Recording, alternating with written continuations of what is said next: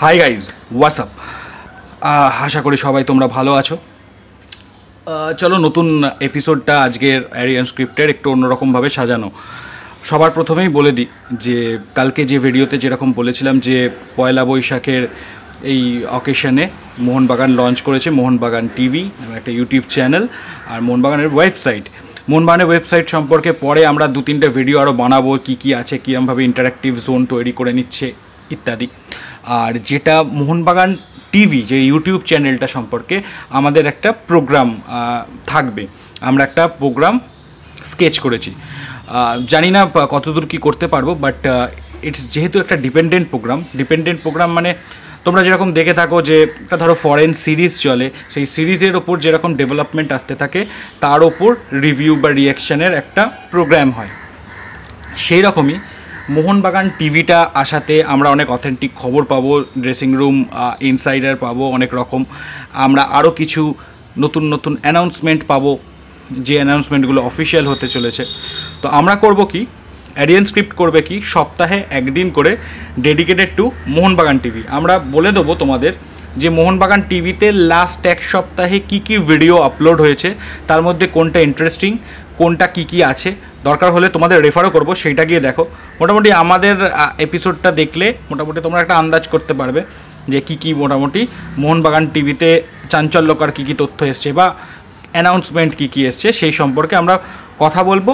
শুধুমাত্র নিউজ দেবো তাই নয়, সেইটা নিয়ে আমরা একটা ইন্টারাক্টিভ সেশনও করব। মানে আমাদের কী মত, সে ধরো একটা জিনিস হলো এক্স প্লেয়ার রিক্রুটেড হলো নেক্সট সিজনে, তো আমরা এরকম ইন্টারাক্টিভ সেশন রাখবো যে আমাদের কী মত আমরা জানালাম, তোমাদের কী মত তোমরা জানালে। ধরো আমাদের কিছু শেয়ার হলো যে আমরা জানলাম যে এই প্লেয়ারটা সম্পর্কে আমরা এই জানতে পেরেছি, তোমরা আমাদের জানালে ইত্যাদি। তো আমরা সপ্তাহে একদিন করে মোহনবাগান টিভির ওপর একটা করে প্রোগ্রাম করব। কবে আসবে সেটা আমি আস্তে আস্তে তোমাদের জানিয়ে দেবো।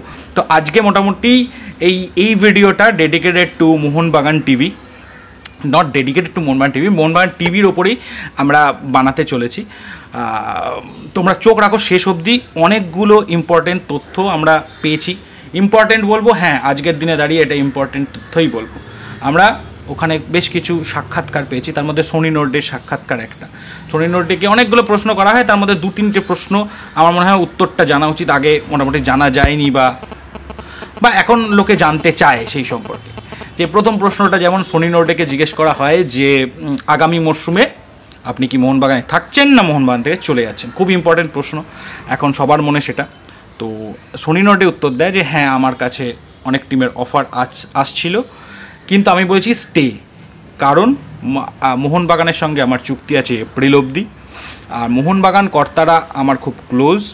মোহনবাগান কর্তারা যদি এপ্রিলের মাঝের দিকে বা শেষের দিকে, মানে শেষের দিকেই হবে, শেষের দিকে যদি বলেন সোনি find the clubs, find new clubs, তখনই তিনি বাকি মানে যে অফারগুলো আছে সেইগুলো অফারগুলো সম্পর্কে ভেবে দেখবেন। ভেরি লয়াল প্লেয়ার, আমি এরকম প্লেয়ার কমই দেখেছি। কিন্তু আমি কখনোই চাই না যে এর জন্য তার কোনো ক্লাব মিস হবে না। আসলে সোনি নোর্ডের দিকে সকলেরই নজর থাকবে। যেরকম আমি বলেছিলাম একটা ভিডিওতে যে ইস্টবেঙ্গলের অফার আছে, সেরকম শুধু তো ইস্টবেঙ্গলের অফার ছিল না, অ্যাকচুয়ালি এটিকের অফারও তার কাছে আছে। আর সবচেয়ে লোভনীয় যে অফার রিউমার, বাট স্টিল তোমরা যদি 2-4 করো তাহলেই বুঝতে পারবে যে তার কাছে আরেকটা ভালো অফার আছে, যেটা হলো বেঙ্গালুরু এফসি। আমি জানি না বেঙ্গালুরু এফসির তার মানে সোনি নোর্ডি যখন নতুন ক্লাব খুঁজতে শুরু করবেন বা আদৌ যদি শুরু করেন, তখন নতুন ক্লাব খুঁজতে শুরু করা অবধি বেঙ্গালুরু এফসি অপেক্ষা করবে কিনা, কিন্তু ফেব্রুয়ারি-মার্চ নাগাদ থেকেই একটি বিখ্যাত ভারতের একজন কিংবদন্তি প্লেয়ারের মাধ্যমে সোনি নোর্ডির কাছে কিন্তু ভার্বাল অফার ছিল বেঙ্গালুরুর, যে তিনি বললে সোনি নোর্ডি যদি রাজি থাকেন বা অন্য কোনো ক্লাবে যাওয়ার কথা ভেবে থাকেন, তাহলে তিনি তার সিইওর সঙ্গে কথা বলবেন। সেই কিংবদন্তি প্লেয়ার, তিনি এখনও বেঙ্গালুরু এফসিতে খেলেন। তো আরেকটু জানতে পারলে আমি ব্যাপারটা জানিয়ে দেবো আপনাদের, তাহলে তিনি বেঙ্গালুরু এফসিতে খেলতে পারেন আগামী মরশুমে, যদি মোহনবাগানে তিনি না খেলেন তো। এরকমভাবেই অফারটা ছিল। তো এই ধরনের অফার আছে আপাতত। তো দ্বিতীয় আগামী মরশুমে কোন ক্লাবে সোনি নোর্ডে, সেটা নিয়ে মোটামুটি মানে প্রশ্ন করা হলে তিনি মোটামুটি বলেন যে মোহনবাগান যদি ফার্স্ট প্রায়োরিটি মোহনবাগান যদি রাখতে চায়, তাহলে তো মানে অবভিয়াসলি মানে কোনো সেকেন্ড থটই নেই। আর যদি মোহনবাগানের এরকম অন্য কোনো প্ল্যান থাকে আর মোহনবাগান যদি বলে দেয় যে সনি ফাইন্ড নিউ ক্লাবস, তাহলে তিনি অন্যান্য তার কাছে আসা যে অফারগুলো আছে সেইগুলো সম্পর্কে বিবেচনা করা শুরু করবেন। অনেকক্ষণ ধরে বলছি গাছটার নাম আম, গাছটার নাম আম, এবার ফলটার নামও বলে দিই। তাকে জিজ্ঞেস করা হয় এখন পর্যন্ত তার মতে বেস্ট ইন্ডিয়ান স্ট্রাইকার কী, তো তিনি বলেন অনেকজন আছে, কিন্তু আমাকে যদি জিজ্ঞেস করা হয় একজন তো অবশ্যই ছেত্রী হবে। তো মোটামুটি এখান থেকে কিছুটা বোঝা যাচ্ছে। আচ্ছা, আরেকটা জিনিস তিনি খোলসা করেন, তার স্টেন গান সেলিব্রেশন যেটা কাঞ্চনজঙ্ঘা স্টেডিয়াম শিলিগুড়িতে হয়েছিল ডার্বিতে, সেটা নিয়ে তিনি খুবই সমালোচিত। তার জেনারেলি সনি নর্ডির বিরুদ্ধে একটাই অভিযোগ ওঠে বিপক্ষ টিম থেকে, সেটা হচ্ছে বিপক্ষ টিমের সমর্থকের কাছ থেকে, যে তিনি স্টেন গান সেলিব্রেশন কেন করেছিলেন, এইরকম ধরনের গান সেলিব্রেশন ইত্যাদি করে অনেকেই সমালোচিত এবং শাস্তির মুখে পড়েছেন ওয়ার্ল্ড ফুটবলে। তো তিনি কেন এরকম করেছেন, তো তিনি কিন্তু এই প্রথম, আমার মনে হয় না আগে কোথাও ব্যাখ্যা দিয়েছেন, বা ব্যাখ্যা দিয়ে থাকলেও আমার কানে আসেনি। তো তিনি ব্যাখ্যা দিলেন স্টেন গান সেলিব্রেশনের, যে তিনি তার ঠিক ডার্বিটার আগে অনেকদিন গোল পাচ্ছিলেন না। তো তার ছেলে তখন খুবই ছোট, এবং বাচ্চা ছেলেরা যেরকম বন্দুক নিয়ে খেলা পছন্দ করে, তারও একটা বন্দুক ছিল তার সঙ্গে, যেরকম খেলা হয়ে থাকে ছোটোবেলায় অনেকেই খেলে থাকে বন্দুক নিয়ে খেলাটা, যদিও আমরা প্রমোট করছি না, মানে এটা আমার মতে যদি অন্য কোনো দিন একটা আলোচনা করবো এই ধরনের খেলনা ছোটদের হাতে না দেওয়াই ভালো। তবুও জাস্ট আমরা পয়েন্টে ফিরি। পয়েন্টটা হচ্ছে যে তিনি ডার্বিতে গোল পাওয়ার পরে তার ছেলেকে ডেডিকেট করার জন্য তিনি ওই সেলিব্রেশনটা করেন, যাতে ছেলের কাছে বার্তা। অনেকেই তোমরা জানবে যে বিভিন্ন রকম সেলিব্রেশন করে, নিউ বর্ন বেবিকে হোক, বা তার গার্লফ্রেন্ডকে হোক, তার ওয়াইফকে হোক, অনেক রকম তারা, তার মাকে হোক, অনেকভাবে স্ট্রাইকাররা গোল উৎসর্গ করে তার পরিবার পরিজন বন্ধু বান্ধবকে। তো এটা তার আরেকটা উৎসর্গ, মানে গোলটা তার উৎসর্গ ছিল তার ছেলেকে, সনি নর্ডি তিনি বলেন। তো মোটামুটি যারা বিপক্ষ টিমের, মোহনবাগানের বিপক্ষ টিমের যারা সমর্থক আছেন, তাদের মনে যদি এরকম কিছু হয়ে থাকে যে তাদের দিকে তিনি চালিয়েছেন, বা সমালোচকদের দিকে তিনি চালিয়েছেন, অথবা অনেকে ভেবেছিল যে যেহেতু মিডিয়া অনেক দিন খারাপ বলছে, তো মিডিয়ার দিকে তিনি চালিয়েছেন, ক্যামেরার দিকে তিনি চালিয়েছেন, তো এই জিনিসগুলো ভুল বলে তিনি নিজেকে জাস্টিফাই করেন। সনি নর্ডি বলেন যে এটা সম্পূর্ণভাবে তার ছেলের জন্য করা এবং ছেলেকে উৎসর্গ করে করা। লোকেরা ভুল বুঝেছে, তিনি আর এক্সপ্লেনেশনে যাননি। এই বিতর্কটা মনে হয় এখানে প্রশমিত হয়ে যেতে পারে তার এই ব্যাখ্যায়। এইবার আমরা ফিরে আসছি দেবাশিস দত্ত এবং সৃঞ্জয় বসুর একটা ইন্টারভিউ, যেটা মোহনবাগান টিভিতেই বেরিয়েছে, তার কিছু উল্লেখযোগ্য কয়েকটা কমেন্ট নিয়ে চলো শুরু করে দেওয়া যাক। বাবা, কাল থেকে যা গরম পড়েছে, মানে জামা কাপড় একদম ভিজে যাচ্ছে খাবে, মানে একটা ভিডিও করব তার মধ্যেই মানে ফ্যান বন্ধ করতে হয়েছে ভিডিওর জন্য, এসি এই ঘরে নেই, সুতরাং কিছু করার নেই, মানে বিচ্ছিরি অবস্থা। জামা কাপড় চেঞ্জ করে নিই, কিন্তু উঠতে তো পারবো না ভিডিও ছেড়ে। চলো চেঞ্জ করে নিই, 1 2 3, চলো চেঞ্জ করে নিয়েছি। রিলিফ, মানে পুরো একদম যাতা অবস্থা হয়েছিল। যাকে আমরা ফিরে আসছি দেবাশিস দত্ত আর সৃঞ্জয় বসু যে ইন্টারভিউটার কথা বলছিলাম সেইটার বিষয়ে। তো পয়েন্টগুলো কয়েকটা লিখে রেখেছি, সেইটার উপর ডিসকাস করব। প্রথমত আগামী দিনের পরিকল্পনা, মানে পরিকাঠামোগত দিক থেকে মোহনবাগানের পরিকল্পনার কথা বলাতে তিনি বলেন যে পরিকল্পনাগুলো রয়েছে মোহনবাগানের সংস্কার, মোহনবাগান ক্লাবটার সংস্কারের দিক থেকে ক্যান্টিনের কাজ ইতিমধ্যেই শুরু হয়ে গেছে, এবং ভবিষ্যতে তাদের কনফারেন্স রুম টুম সেইগুলো আরও আধুনিকীকরণ হবে, জিম টিম হবে।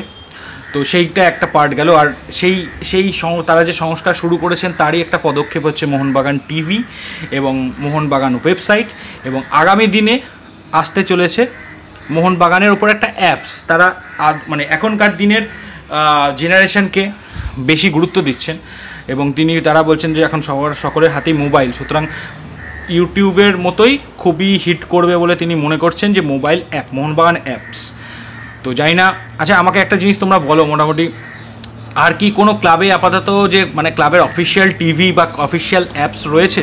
মানে যদি এটা ইউনিক এবং ফার্স্ট হয় ইন্ডিয়ান ক্লাবের জন্য, তাহলে অবশ্যই মোহনবাগানের একটা বড় শুভেচ্ছা প্রাপ্য, কারণ এই সমস্ত জিনিসগুলো ফুটবল আধুনিকীকরণে অনেকটা সাহায্য করে। আর ফ্যানেদের অ্যাপস বেরিয়ে গেলে তো ফ্যানেদের সঙ্গে ইন্টারেক্টিভ সেশনটা খুবই ভালো হবে, মানে সেখানে পরবর্তীকালে মার্চেন্ডাইজিংও অ্যাড করে দিতে পারে, যারা স্পন্সর আসবে তারা বা ইনভেস্টার আসবে তারা। অলওয়েজ মানে নতুন জিনিস অলওয়েজ ওয়েলকাম। তো তোমরা একটা কাজ করো, আমার কাছে ইনফরমেশান নেই, তোমরা বলো এটা কি ইন্ডিয়ার কোনো প্রথম ফুটবল ক্লাব হতে চলেছে যাদের টিভি অ্যাপস এগুলো আছে? জানাও তোমরা। হ্যাঁ, পরবর্তী একটা কোশ্চেনে চলে আসছি যে মোহনবাগান অ্যাপস হবে, সেটা মোটামুটি তিনি বলেছেন। কবে হবে এখনও ঠিক নেই, কাজ চলছে তার। মোহনবাগান অ্যাপসটা লঞ্চ হবে কোনো একটা ভালো দিনেই লঞ্চ হবে হয়তো, খুব সম্ভবত ওটা মোহনবাগান ডেতে লঞ্চ হওয়ার কথা। দেখা যাক, কাজ চলছে বলে তারা জানান। সমর্থকদের উদ্দেশ্যে পরিষ্কার বার্তা দিয়ে দিয়েছেন সৃঞ্জয় বসু এবং দেবাশিস দত্ত যে পরের বার আইএসএল হোক, আই লিগ হোক বা ইউনিফাইড লিগ হোক, যেটাই টপ লিগ হবে মোহনবাগান টপ লিগ খেলবেই।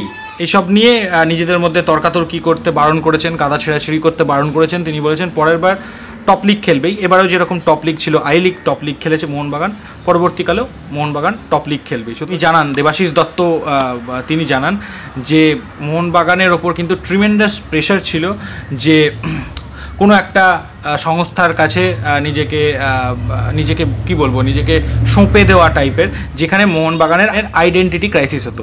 তো মোহনবাগান কখনোই নিজের আইডেন্টিটিকে মানে সাপ্রেস করে অন্য কোনো কাজ করবে না। দেবাশিস দত্তকে প্রশ্ন করা হয়, আচ্ছা AIFF এর কাজে কি আপনারা তো খুবই বিরক্ত এরকম। তো তিনি বলেন যে দেখুন, আমরা কিন্তু এখনও আশাবাদী যে মানে UIFL হবে বা এরকম কোনো একটা AIFF ফেডারেশন এমন একটা কিছু বার করবে যেটা কিনা ভারতীয় ফুটবলকে এগিয়ে নিয়ে যাবে। সেটা আমাদের দেওয়া রূপরেখাই হোক বা তাদের নিজেদের দেওয়াই হোক বা মিক্স রূপরেখাই হোক, এমন কিছু একটা করবে যাতে করে ভারতীয় ফুটবলটা এগিয়ে যায়, আরও 10 বছর পেছিয়ে না যায়।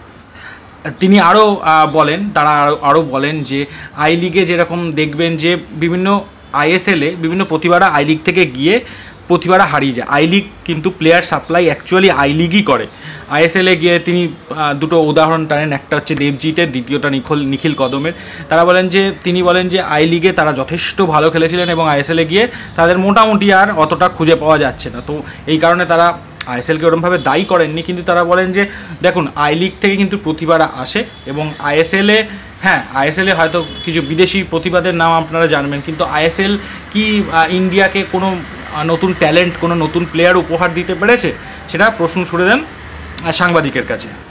কিন্তু তিনি আবার এও বলেন যে ISL-এর টিমগুলোও কিন্তু দরকার, কারণ তারা ইনভেস্টমেন্ট এনেছে, বড় ইনভেস্টমেন্ট এনেছে। তারা কিন্তু ইচ্ছা করলেই ক্রিকেট বা অন্য কোনো জায়গায় ইনভেস্টমেন্ট করতে পারতো, তারা করেনি। তারা ফুটবল ইনভেস্টমেন্ট করেছে, যেটা ভারতীয় ফুটবলের দিকে একটা ইতিব্যঞ্জক একটা ঘটনা, এবং সেইটাকে তারা সমীহ করেন এবং সেইটাকে চান যে সমস্ত টিমগুলোই, যে টিমগুলো ISL-এ আছে সেই বাকিগুলো এবং আই লিগের টিমগুলো মিশিয়ে এমন একটা বড় লিগ হোক যেটা ভারতবর্ষের ফুটবলের জন্য ভালো হবে, মানে ভারতবর্ষের ফুটবলের উন্নতি সাধন করবে।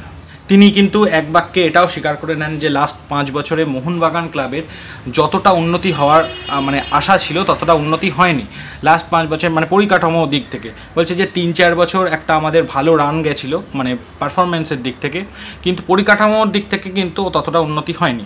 তো এখন পারফরমেন্সের দিক থেকে যেহেতু একটু ডাউন আছে, সেহেতু ওই সমস্ত প্রশ্নগুলো উঠছে, কিন্তু এই জিনিসগুলো খুব তাড়াতাড়ি দ্রুত শর্ট আউট করে নেওয়া হবে এবং পরিকাঠামোর উন্নতি তারাও চান এবং তারা অলরেডি কাজ শুরু করে দিয়েছেন। এবং পারফরমেন্সেরটা তিনি বলেন যে যেহেতু ফুটবল পারফরমেন্স ওরিয়েন্টেড খেলা, তো যে কোনো একটা প্লেয়ারেরও আপস অ্যান্ড ডাউনস হয়, যে কোনো একটা সাধারণ ব্যক্তির জীবনেও আপস অ্যান্ড ডাউনস থাকে।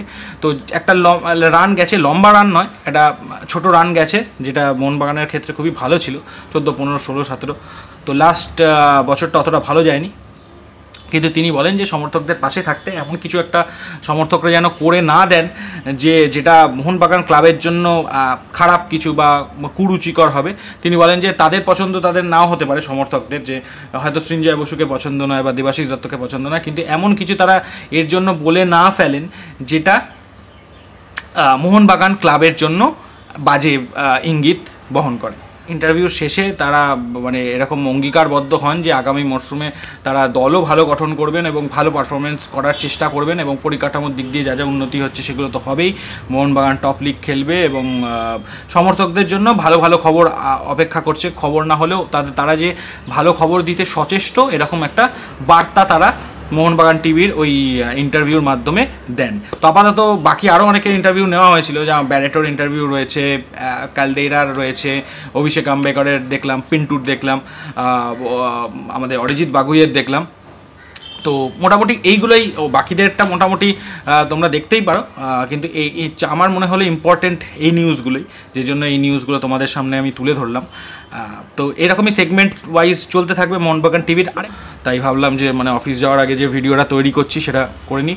আচ্ছা, তোমরা মনে রাখবে আমরা সপ্তাহে একদিন করে মোহনবাগান টিভির যাবতীয় কার্যকলাপ কর্মসূচিকে একটা জিস্ট করে তোমাদের জন্য একটা ভিডিও বানাবো।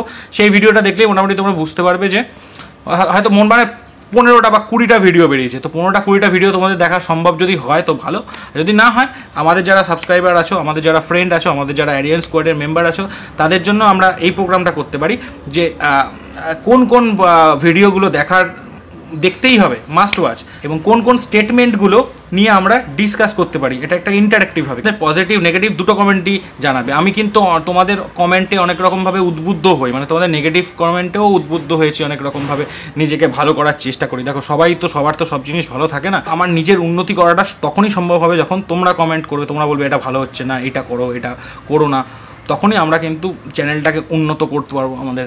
আমাদের কিন্তু একসঙ্গে উন্নত করতে হবে। যাই হোক, ভিডিওটা ভালো লেগে থাকলে তোমরা লাইক করো, কমেন্ট করো, শেয়ার করো, আর নতুন যারা আছে তারা অবশ্যই সাবস্ক্রাইব করে বেল আইকনটা ক্লিক করে দাও। আজকের মতো টাটা।